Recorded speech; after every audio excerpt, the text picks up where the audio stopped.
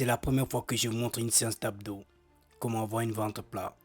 Et je vais vous expliquer pourquoi à la fin de cette vidéo. Mais bien avant, le machine que je vais vous montrer aujourd'hui, il a des petits détails essentiels à comprendre pour l'exécuter efficacement. Premièrement, le réglage des 16. Moi je l'envoie toujours à 70. Cela me permet de travailler efficacement, mais vous pouvez vous limiter à 60 si tu veux. Deuxièmement, ton dos doit être vraiment collé sur le 16. C'est pas ton bras qui doit faire le mouvement, mais ton abdos.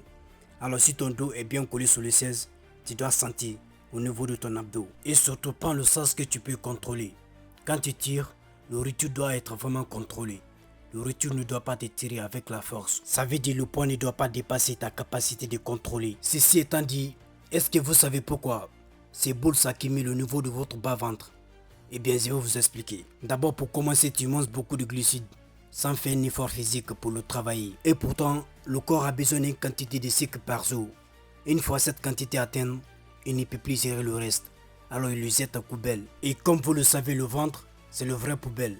Tous les ordures se retrouvent là-bas. Alors même en étant sportif, tu dois vraiment diminuer le sucre industriel. Ce qui est des sucres naturels, c'est pas grave, comme des fruits. Notre corps est fait pour gérer ça. Il faut savoir que tout commence d'abord au petit matin. Quand tu commences ta journée avec le sucre très élevé dans ton sang, c'est vraiment un mauvais signe. Voilà, c'est mon premier séance d'abdos que je vous montre. En vrai, des moments, je ne travaille pas mon abdos à une façon directe, mais une façon indirecte comme les pompes, les tractions, oui.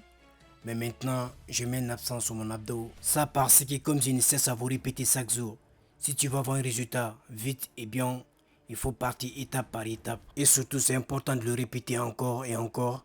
Je suis 100% naturel, sans aucun complément alimentaire. La prochaine vidéo, je vais vous donner plus de détails et ce que je mange au petit déj. Alors pense-toi à t'abonner.